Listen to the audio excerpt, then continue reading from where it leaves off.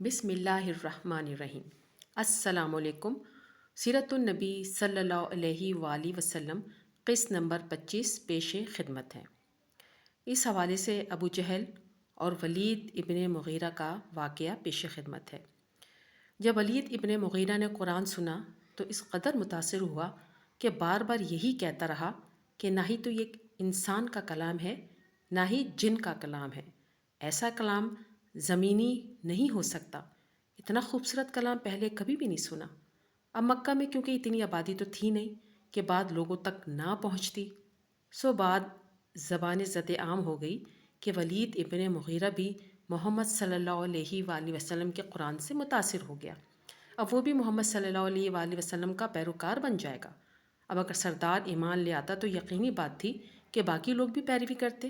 اسی بات کے خوف سے ابو جہل ولید ابن مغیرہ کے گھر پہنچ جاتا ہے اور اس سے پوچھتا ہے کہ آپ نے محمد صلی اللہ علیہ وآلہ وسلم کا پیغام قبول کر لیا، کیونکہ آپ کے لوگوں سے سنا ہے کہ آپ قرآن کے کلام سے بہت متاثر ہوئے ہیں اور اس کی بہت تعریف کر رہے ہیں۔ لوگ اس وقت تک مطمئن نہیں ہوں گے جب تک آپ سب کے سامنے خود کو محمد صلی اللہ علیہ وآلہ وسلم اور ان کے کلام سے دستبردار نہیں کر دیتے، اور محمد صلی اللہ علیہ وآلہ وسلم اور قرآن کے بارے میں کوئی ایسی بات نہیں کہہ دیتے جس سے ان کی اہمیت کم ہو جائے اور لوگ محمد صلی اللہ علیہ وآلہ وسلم کو نعوذ باللہ جھوٹا جانے۔ یاد رہے کہ ولید ابن مغیرہ کا اپنے قبیلے بنو مخزوم میں وہی درجہ تھا جو ابو طالب کا بنی ہاشم میں، یعنی سب سے بڑا سردار۔ اب یہاں یہ بات کرنا مناسب سمجھتی ہوں کہ قریش کے سرداروں کی ساری طاقت اور روب ان کے قبیلے کے لوگوں کے بھروسوں پر ہوتا تھا۔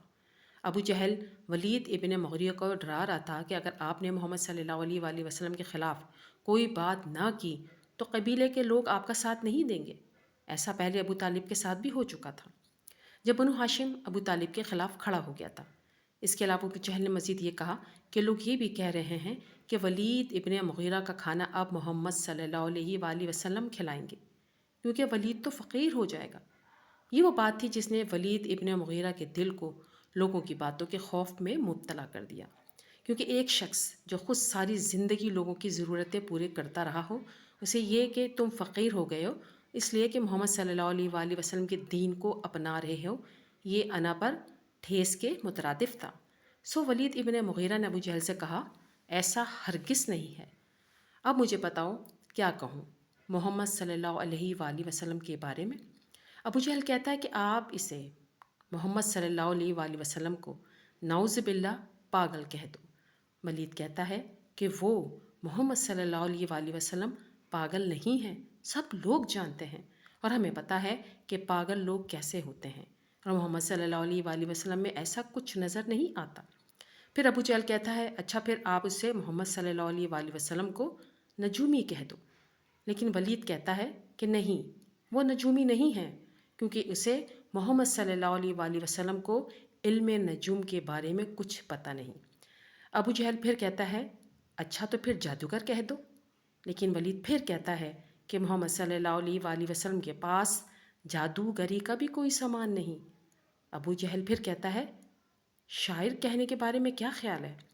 ولید کہتا ہے شاعر تو میں ہوں، اور مکہ میں میرے مقابلے کا کوئی شاعر موجود نہیں، اور مجھے پتہ ہے کہ محمد صلی اللہ علیہ وآلہ وسلم کا قرآن کسی شاعر کا کلام نہیں۔ اس کے بعد ابو جہل کہتا ہے آپ کو کچھ نہ کچھ لازمی کہنا ہے تاکہ لوگوں کو محمد صلی اللہ علیہ وآلہ وسلم کے دین پر جانے سے روک سکیں۔ ولید کہتا ہے کہ مجھے کچھ دن کے لیے اکیلا چھوڑ دو اور میں کوئی نہ کوئی حل نکال لوں گا۔ ابو جہل واپس آ جاتا ہے۔ ولید اب پریشانی میں ادھر ادھر ٹہلتا ہے اور اپنے سر کو بار بار جھٹکتا ہے کہ نہیں، شاعر نہیں، جادوگر بھی نہیں، نجومی بھی نہیں، کیا کہوں کیا کہوں۔ شش و پنج میں مبتلا ہے۔ آخر کار اسے سمجھ آ جاتی ہے کہ وہ کیا کہے گا۔ بیشتر اس کے کہ ولید ابن مغیرہ کچھ جا کر کسی کو کچھ بتاتا۔ اللہ تعالیٰ نے سورہ مدثر 74 کی آیت 11 سے لے کے 29 نازل فرمائی، چھوڑ دو مجھے اور اس شخص کو جسے میں نے اکیلا پیدا کیا، بہت سا مال اس کو دیا، اس کے ساتھ حاضر رہنے والے بیٹے دیے اور اس کے لیے ریاست کی راہ ہموار کی، پھر وہ طمع رکھتا ہے کہ میں اسے اور زیادہ دوں؟ ہرگز نہیں۔ وہ ہماری آیات سے انات رکھتا ہے۔ میں تو اسے عنقریب ایک کٹھن چڑھائی چڑھاؤں گا۔ اس نے سوچا اور کچھ بات بنانے کی کوشش کی تو خدا کی مار اس پر۔ کیسی بات بنانے کی کوشش کی؟ ہاں، خدا کی مار اس پر۔ کیسی بات بنانے کی کوشش کی؟ پھر لوگوں کی طرف دیکھا، پھر پیشانی سکیڑی اور منہ بنایا، پھر پلٹا اور تکبر میں پڑ گیا۔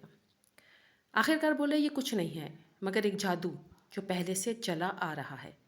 یہ تو ایک انسانی کلام ہے۔ عنقریب میں اسے دوزخ میں جھونک دوں گا، اور تم کیا جانو کہ کیا ہے وہ دوزخ، نہ باقی رکھنے والی نہ چھوڑے، کھال جلسا دینے والی۔ اب ان آیات میں اللہ تعالیٰ ولید ابن مغیرہ کے ساتھ خود مقابل آ گئے اور فرمایا کہ مجھے اس کے ساتھ خود نبرد آزما ہو لینے دو، اور اپنے احسانات گنوا کر ولید کے چہرے اور دل کی کیفیات کو بھی بیان کیا کہ کس طرح وہ جھوٹ بولنے کی منصوبہ بندی کر رہا ہے اور کہہ رہا ہے کہ یہ خاص قسم کا جادو ہے جو انسان کے منہ سے ادا ہو رہا ہے، اور اللہ تعالیٰ نے اس کا دوزخ میں بھی مقام بتا دیا۔ یہ تمام آیات ولید کے کچھ بولنے سے پہلے ہی نازل کر دیں۔ ولید سب حق جانتے ہوئے بھی اپنے تکبر کی وجہ سے اس پیغام کا انکاری ہو گیا، اور بدبختی تھی کہ اس کے سب کچھ جانتے ہوئے بھی وہ ایمان نہ لایا۔ ابو لہب کی طرح اس کے لیے بھی کوئی امید باقی نہ رہی اور نامراد ہو گیا۔ اب ابو جہل اپنے ایک مقصد میں تو کامیاب ہو گیا اور ولید کو باتوں میں گھما کر گمراہ کر دیا۔ اس لیے کوشش کریں کہ دوست احباب کا دائرہ وہ ہو جو حق کو پہچاننے والے ہوں، نہ کہ جھوٹی انا اور خواہشوں کی پیروی کرنے والے۔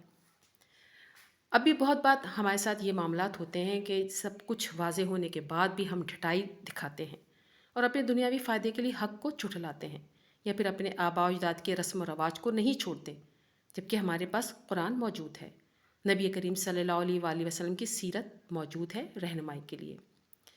سب پڑھنے والوں سے گزارش ہے کہ قرآن کو ترجمہ کے ساتھ لازمی پڑھیں اور آیات کا بیک گراؤنڈ جاننے کی ضرور کوشش کیا کریں تاکہ ایمان تازہ اور مضبوط ہو۔